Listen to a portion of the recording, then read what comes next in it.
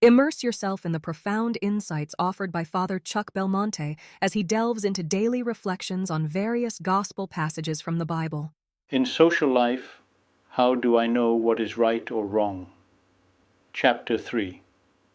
The drama of our human existence encompasses interlocking spheres of belief and behavior: the religious sphere, the moral sphere, and the prudential, political sphere. Today we will conclude with the different setups regarding the prudential political sphere. The prudential political sphere. How does your conscience guide your everyday choices and compare them with your religious and moral principles?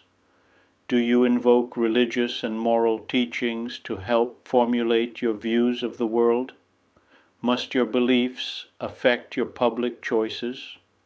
The Catholic prudential political sphere applies Catholic religious and moral principles to every culture and nation. It gathers the positive cultural traits of every ethnicity and energizes them. It points out the negative traits of every civilization to denounce them. The Catholic laity governs the political sphere as its own concern, often with the general guidance of the hierarchy which proclaims the principles. The political sphere includes everyday living, secular lawmaking, immigration, domestic policy, and foreign policy. We govern our individual lives, communities, and nations with God's grace and according to our state of life. The laity considers circumstances and evaluates evidence. Lay people apply Christian principles to form opinions and make choices. Moral pragmatism.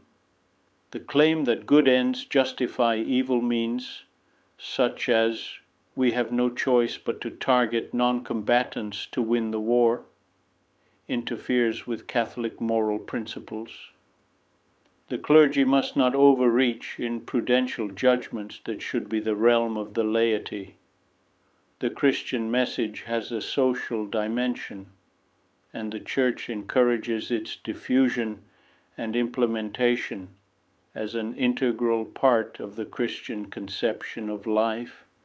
The main task of the Church is the salvation of souls.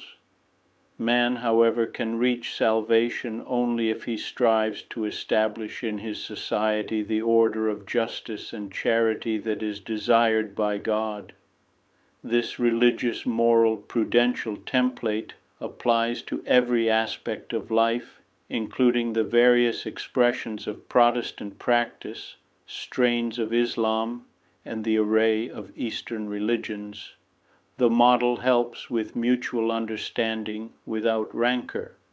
The traditional Protestant prudential political sphere is to be found among the mostly Protestant American founding fathers. Pastors often become political figures.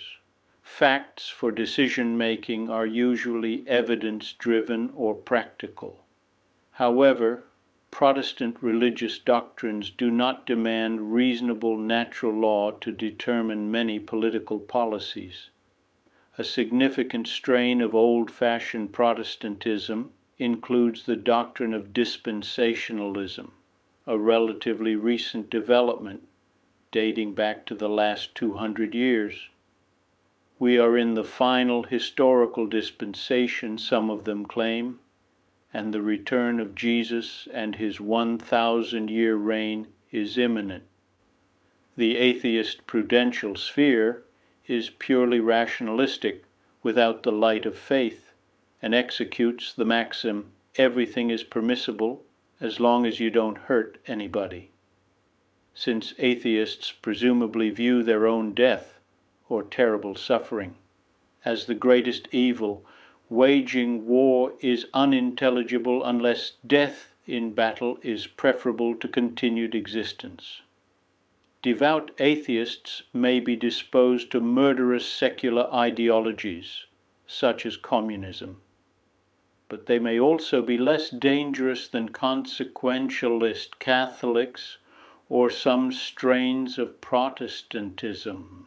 I would be delighted to extend an invitation to you once again tomorrow for another insightful reflection on the Gospel by Father Belmonte.